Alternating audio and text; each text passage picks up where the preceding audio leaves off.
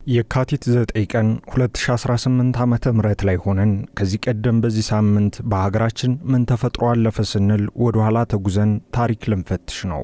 የሳምንቱን ታሪክ ልንዘክር፣ ምን ተሰርቶ ምን ተከውኖ ታለፈ ብለን የዘመን ምዕራፎችን ልናገላብጥ፣ ዛሬ የምንኖርበትን ዓለም የቀረጹ ክስተቶችን ፈትሸን እነሆ ይህ ተከውኖ ነበር ልንል በዛሬው ሳምንቱን በታሪክ ጥንቅራችንም በዘመን ኮርቻ ወደ ኋላ ተሳፍረን ሀገራችን ካየቻቸውና ታሪክ ከማይረሳቸው ታሪካዊ ክንውኖች አንዱን እናስታውሳለን። ከ7 ዓመታት በፊት በዚህ ሳምንት የካቲት 10 ቀን የንጉሠ ነገሥት ኃይለ ሥላሴ ሁለተኛ ልጅ የሆነውን ልዑል መኮንንን አግብተው የኖሩት የንጉሣዊ ቤተሰቦችን ገጽታ የሚወክሉትና በሐረር ከተማ ክብርን ካገኙት የንጉሣውያን ቤተሰቦች መካከል ወሳኙን ቦታ የሚይዙት ልዕልት ሳራ ግዛው ከዚህ ዓለም በሞት ተለዩ።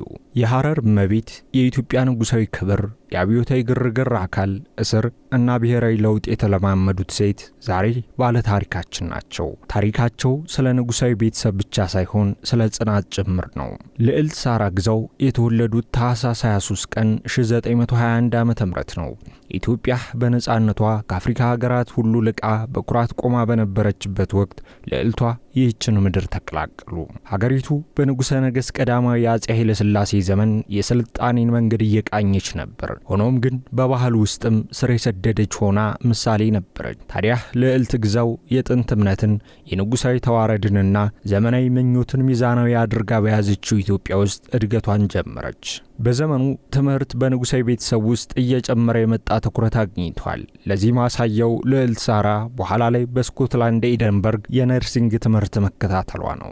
ይህም ከልዕልቷ የሕይወት ምዕራፍ ውስጥ የሚጠቀሰው አስደናቂ ሁነት ነው። ብዙ ሴቶች በባህላዊ የቤት ውስጥ ሚናዎች ብቻ በተገደቡበት ወቅት በጤና አጠባበቅና በዓለም አቀፍ ትምህርት ዓለም ውስጥ ልዕልት ሳራ መገኘታቸው ዘመኑን መቅደማቸውን ያሳያል። ልዕልት ሳራ ግዛው በታሪክ እንድትነሳ ዋና ምክንያት የሆነው የንጉሠ ነገሥት ኃይለ ሥላሴ ሁለተኛ ልጅ የሆነውን የሐረር መስፍን ልዑል መኮንንን አግብታ መኖሯ ነው። በዚህ ጋብቻ የሐረር እመቤት ሆኑ።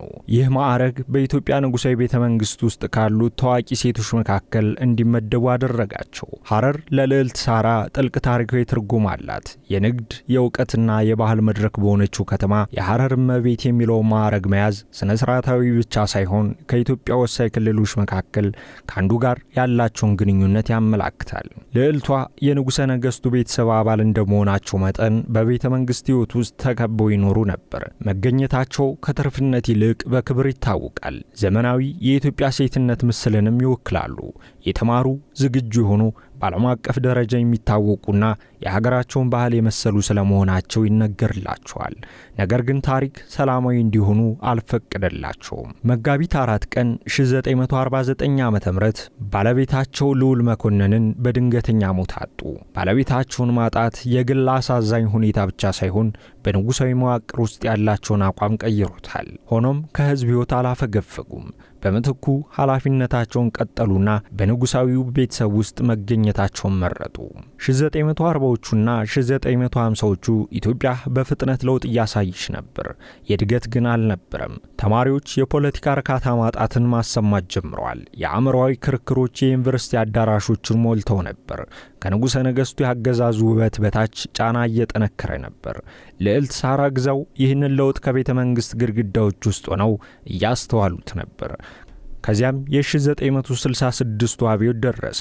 የደርግ ወታደራዊ አገዛዝ የንጉሠ ነገሥት ቀዳማዊ አፄ ኃይለ ሥላሴን ሥርዓት ገለበጠ። የዘመናት የንጉሠ ነገሥታዊ አገዛዝን አቆመ። ንጉሣዊ ሥልጣኑ ፈረሰ። ማዕረጎች በአንድ ጀንበር ጠፉ። የሥልጣን ዙፋኑ በከፍተኛ ሁኔታ ተለወጠ። ለንጉሠ ነገሥቱ ቤተሰብ አባላት ውጤቶቹ ወዲያውኑና ከባድ ነበሩ። በርካቶች ታሰሩ። ልዕልት ሳራ ግዛው ከሌሎች የንጉሣዊ ቤተሰብ አባላት ጋር ይህን ዕጣ ፈንታ ተቋደሱ። ከቤተ መንግሥት አዳራሾች እስከ እስር ቤት ክፍሎች ድረስ ያለውን ንጽጽር እንመልከት። ታሪክ ብዙውን ጊዜ 1966 ዓ.ም በፖለቲካዊ ሳቤ ምን እንደተከሰተ ይነግረናል። ስለ አብዮት ርዕዮተ ዓለምና ስለ መዋቅራዊ ለውጥ በርካቶች መስክረዋል። ነገር ግን አልፎ አልፎ በሰው ልጅ ተሞክሮ ላይ ያተኮረ ምስክርነትን ማግኘት ቀላል አይደለም። እናቶች፣ ሴት ልጆችና እመቤቶች በድንገት መብትን ብቻ ሳይሆን ነጻነትን አጥተዋል። ልዕልት ሳራ ለዓመታት በእስር ቤት ኖረዋል። የቤተሰብ አባሎቿ ፊት ለፊቷ የሞትን ጽዋ ሲጎነጩ ተመልክተዋል። እርግጠኛ ባልሆነ ሁኔታ በሐዘንና በዝምታ ውስጥ ኖረዋል። የማይድን ውስጣዊ ሕመምን ታመዋል። ይህ የህይወት ምዕራፋቸው የንጉሳዊ ቤተሰብ ስለሆኑ ብቻ ሳይሆን እንደ አንዲት ሴት ባሳዩት ጽናት ብቻ የሚገለጽ ጥንካሬያቸው ነው። በእስር ጊዜ ልዕልት ሳህራ ግዘው የንጉሠ ነገሥቱ ቤተሰብ አባላት የሆኑ ብዙ ሴቶች የሚጋሩትን የመቋቋም ችሎታ ተጋርተዋል። የተረፉት በፖለቲካዊ ኃይል ሳይሆን በስሜታዊ ጥንካሬያቸው ነው። ንጉሳዊ ቤተሰብን በፍቅር ማላመድ ቀላል ነው። ነገር ግን በእስር ቤት ውስጥ መኖር ከደረጃ የበለጠ ጥልቅ ነገር ይጠይቃል። ትዕግስት፣ እምነትና ውስጣዊ ሚዛን ግድ ይላል። ልዕልት ሳህራ በችግር ውስጥም ቢሆኑ የተረጋጉ ሆነው ቆይተዋል። ከ10 ዓመታት በላይ በእስር ቤት ከቆዩ በኋላ በ1980 ዓ.ም ሲፈቱ ሙሉ በሙሉ ወደ ተለወጠችና አዲስ ማንነት ወደ ነበራት ሀገር ተመለሱ። በ1980ዎቹ መጨረሻ ላይ ኢትዮጵያ ልዕልቷ ከምታውቃት ኢትዮጵያ በእጅጉ የተለየች ነበረች። ንጉሳዊ ስልጣኑ ጠፍቷል። የፖለቲካ ርዕዮተ ዓለሞች ተለውጠዋል። ትውልዶች በአዲስ ትረካዎች ስር አድገዋል። በዚህ ጊዜ ከስር የወጡት ልዕልት ሳህራ በአዲስ አበባ ሕይወታቸውን እንደገና መገንባት እንዳለባቸው ተረዱ። ልዕልት ሳህራ ግዘው የኋለኛውን ዘመን ትህትናን መርጠው ኖረዋል። በህዝብ የፖለቲካ ውጊያዎች ውስጥ አልተሳተፉም። ያጡትን ደረጃ ለመመለስ አልሞከሩም። በምትኩ ክብራቸውን ጠብቀው ኖረዋል። ታሪካቸው በዘመናት መካከል ሕያው ድልድይ ሆነ። ልዕልቷ የሶስት ትውልዶች መንገድ ወክለዋል። በንጉሠ ነገሥታዊነት ሥርዓት የተመራችውን ኢትዮጵያ፣ አብዮታዊቷን ኢትዮጵያና ዲሞክራሲን ምርጫዋ ያደረገችውን ኢትዮጵያ በዘመናቸው አይተዋል። በአንድ የህይወት ዘመን ውስጥ እንዲህ አይነቱ ሰፊ ታሪካዊ ሽግግር የሚያሳዩ ጥቂት ግለሰቦች ናቸው። ፈረንሳዮች በታሪክ ውስጥ የሚያከብሯቸውን ክብርት እመቤቶች ዱቼዝ ብለው ይጠሯቸዋል። ስያሜው ከፍተኛ ስልጣን ባለው ቤተሰብ ውስጥ አብዛኛውን ውርስ የያዘውን መኳንንት ላገባች ሴት የሚሰጥ ነው። በርካቶች ይህን ቃል ሲሰሙ ብዙውን ጊዜ ውበትን ያስባሉ። ነገር ግን በኢትዮጵያ አውድ ውስጥ ቃሉ የተደራረበ የባህል ትርጉምን ያንጸባርቃል። ልዕልት ሳህራ ግዘው የልዑል መኮንን ሚስት በመሆናቸው ክብርት እመቤት፣ በፈረንሳዮቹ አጠራር ደግሞ ዱቼዝ ነበሩ። በታሪክ ማህደር እንዲወሱ ያደረጋቸው ግን ይህ ብቻ አይደለም። በውጭ ሀገር የሰለጠኑ ነርስ ነበሩ። የፖለቲካ እስረኛ፣ የሥርወ መንግስቱ ውድቀት ምስክርና የጽናት ምልክትም ናቸው። ሕይወታቸው በርካታ ጥያቄዎችን መልሷል። ማዕረጎች ሲጠፉ ማንነት ምን ይሆናል? ስልጣን ሲነጠቅ እኛ ማንን? ታሪክ በእኛ ላይ ሲዞር ምን ይቀራል? እነዚህ ጥያቄዎች ሁሉን ነገር አጥተው በነበሩት ልዕልት ሳህራ ውስጥ የታዩ ናቸው። በልዕልቷ ስሜት ውስጥ ቀርቶ የነበረው አንድ ነገር ክብር ነበር። ታዲያ ያን ክብር ለአንዳች ሰከንድ እንኳን ያላጡት ልዕልት ሳህራ ግዘው የካቲት 10 ቀን 2011 ዓ.ም ከዚች ምድር በሞት ተለይተዋል። ህልፈተ ዜናቸው ሲሰማ ሌላ የንጉሠ ነገሥቱን ዘመን ትውስታ ያጎደለ ክስተት እንደሆነ ተዘግቧል። በሞታቸው ምክንያት ለዚያ የታሪክ ምዕራፍ ሌላ ሕያው ምስክርነት ጠፍቷል።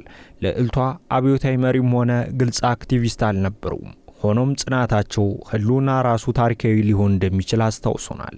ክብር ምንም የፖለቲካ ለውጥ ሊሰርዘው የማይችል ነገር ነው። ከእያንዳንዱ ዋና ታሪካዊ ለውጥ ጀርባ የግል ሕይወታቸው ለዘላለም የተለወጠ ግለሰቦች እንዳሉን አስታውስ።